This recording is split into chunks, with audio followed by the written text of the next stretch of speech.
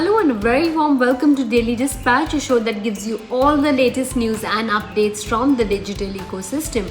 I'm Priya Sheth. Thank you very much for logging in. Time now to get you all the top news stories that we've been tracking for you this evening.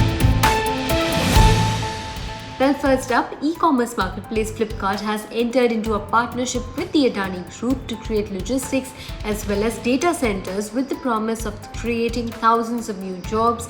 The partnership between Flipkart and Adani Group will witness setting up a 5.34 lakh square feet logistics hub in Mumbai and a data center in Chennai to create 2,500 direct and thousands of indirect jobs. Well, moving on to the second headline of the day, Nykaa Fashion has acquired online jewelry brand Pipa Bella. This will help Nykaa expand its jewelry category, and Pipa Bella will continue to offer its services on its own website and also extend this functionality as a consumer brand under the Nykaa Fashion portfolio. Now, financial details of this transaction were not disclosed. Well, retail broking firm Upstocks has alerted customers of a security breach that included contact data and KYC details of customers, but assured users that their funds and securities will remain safe. This development comes close on the heels of reports of data breaches at organizations like MobiKwik, Facebook, as well as LinkedIn. Well, moving on to the final headline of the day, Morgan Stanley India Infrastructure has made an investment of $21 million to acquire stake in iBus.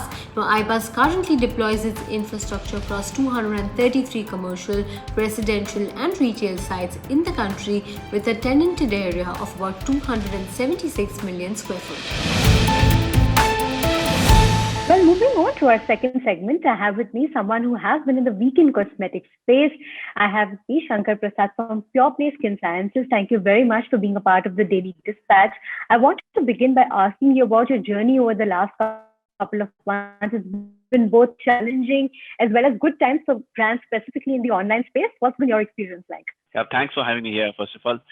It's been quite a roller coaster over the last few quarters, starting with the lows of about a year ago to the highs of suddenly when online opened up. And thankfully, we are present as a brand in both online as well as in the brick and mortar retail. So brick and mortar retail really took a hit initially, then the online space really picked up, and we have continued to maintain momentum there. Somewhere during the festive season, the retail also picked up, and it has maintained a strong momentum since. Over the last month, of course, retail is a little challenged, particularly in the west of India, including in Mumbai, which is one of our strongest markets, being a home market also for us. So nonetheless, we're still soldiering on. Online continues to provide excellent opportunities, both the D2C part of our business as well as the marketplaces that we are present on, which we have been present on for a long while. So the sort of experience of having been in online for a while is really helping us at the moment. I also want to talk to you about your growth in terms of the kind of user base and the kind of customers that have come on board, considering that lots of people have been shopping online. So in absolute terms, both in terms of overall business growth as well as the growth in the number of customers, if you could give us some metrics out there. Sure. So our overall business has grown about 2.5x in the last 1 year. And on a run rate basis, we are, almost, we're thereabouts at 2.5x compared to where we were last year. The user base online, the growth has happened both in online as well as in brick and mortar, as I just mentioned. The user base online, currently we serve around 250 to 300,000 customers a month.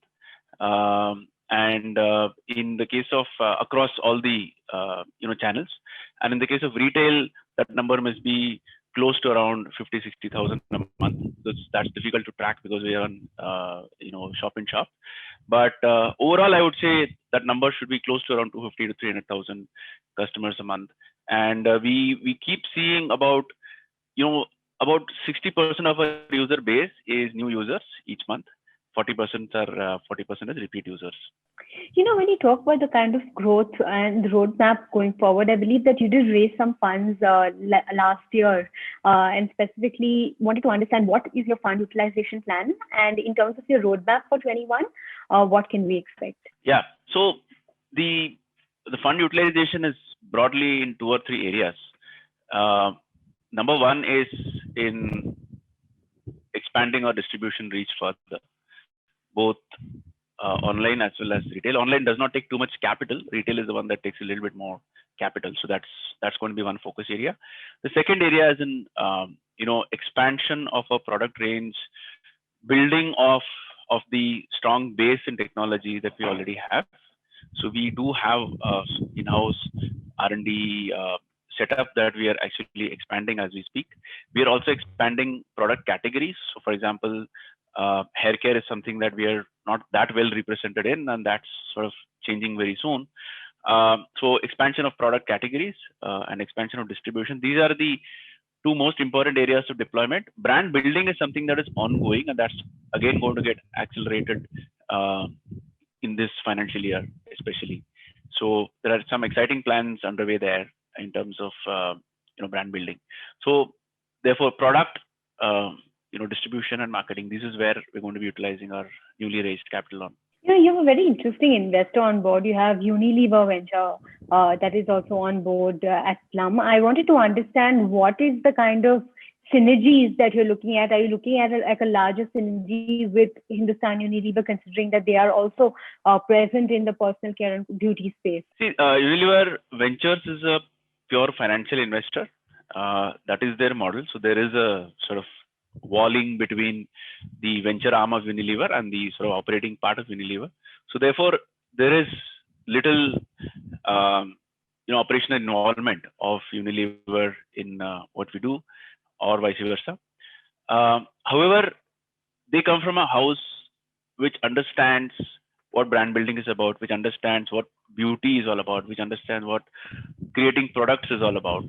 So that ethos and that sort of access to that knowledge is there on tap. And we have been able to sort of leverage some of that to help our thinking on how to sort of navigate through what is a very interesting phase in the beauty industry's evolution in India. So their international experience as well as the domestic experience is in handy for us when we think about how do we sort of solve the problem of addressing the new emerging sort of consumer that is there in India. When you look at the whole beauty and cosmetic space, and specifically the space online, it's pretty cluttered. We are seeing lots of new players coming on board. We have a player like Nykaa that is making giant leaps into this space. So how do you manage this kind of competition, considering that, even vegan products are available in plenty in the market in India? See, entry barriers are at an all-time low. Therefore, it is natural that there will be competition, and competition is welcome because it keeps everybody on their toes. It keeps innovation, the flag of innovation, flying high in the industry as a whole, and it helps everyone overall.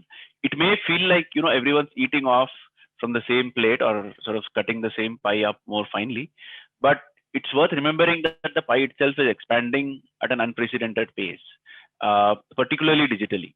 So like, the statistic that I like to quote here is like 30 million new users got added to e-commerce transactions in the last 1 year, right? That 30 million was an increment on a 130 million base. So we have 160 million people who are transacting at least once in e-commerce out of a 500 million population that is having access to any kind of, internet. So the headroom from a 160 to a 500 itself is so much. The headroom inside of the 160 in terms of the number of people who are not, and then you have new people getting added to the 500 itself. And the existing users are still upgrading and still sort of having a multi-product regime, for example, in skincare. So opportunities abound. If you really look at it from a big picture view, it may seem like there are lots of players, but what's really happening is that the opportunities abound when it comes to specialist products, when it comes to specialist problem solutions, when it comes to new ways to talk to people online, new ways to get people to try new things online. So it's actually a very exciting time to be building out a brand. And I think it will get a little almost monotonous if you were to do it all alone. So having competition actually makes for the whole place becoming a little more buzzier and busier. And it helps the overall industry, I feel. I had a question on revenue targets and, of course, growth targets going forward. If you could share what kind of revenue targets you're working with for the next 1 to 2 years? And in terms of overall growth, what are the kind of categories, new product launches, etc., that we can expect that are in the pipeline? Yeah, so we would love to be a 500 crore company in about 3 years' time, through a combination of what we spoke about, which is brand building, distribution, product, category expansion. And that 500 crore is not growth at any cost. That 500 crores should be a solid growth basis, a strong customer base, a strong brand franchise, products that are holy grail for people in their regimes. And that's what we want to sort of be differentiated and be known for, without losing our focus on things which are dear to us, which is the whole aspect of being good and being sustainable as a brand. Now, in terms of specifically which product categories are going to drive this growth, skincare is our number one category, and that's what we are best known for, and that's something that we are further innovating a lot on. Hair care, as I mentioned earlier, is a category where we are relatively less present, and that's going to change very soon. There are a bunch of other categories that we are working on that I can't disclose at the moment. Body Lovin is a brand sub-brand of Plum that we started about 8 months ago, and that's off to a great start. And I do believe that, for the philosophy that we advocate of love every inch of that fab body of yours, that kind of a positioning with the kind of delightful products that we're able to put out has seen very strong traction. And that's a very innovation driven here and now kind of category. So that's going to be a big focus area for us. And lastly, Fi, which is now a 2-year-old brand, off to a good start. We are relaunching Fi with a very different look and feel, with a clearer proposition on who it is meant for, and that's about to hit the shelves in a month or two. So overall, I think across Plum Body Lovin as well as Fi, we have lots of excitement coming up. I also wanted to talk to you about your offline expansion. I believe online is one channel, but in terms of offline presence also, I believe that you are looking at spreading your wings in that space too. So we already are expanding quite rapidly there. So in the last 1 year, despite the pandemic, we've added close to 250 points of presence where beauty advisors are present. We've added close to 3,000 or 4,000 points of unassisted sales. This year, we will add another 200 to 250 points of presence with beauty advisors being present. Remember that it's worth mentioning that we are also very sort of careful about profitability, unit economics of each outlet that we are present in. If something doesn't work out, we don't hesitate pulling out from that outlet. So, and we have closed a few outlets that did not work.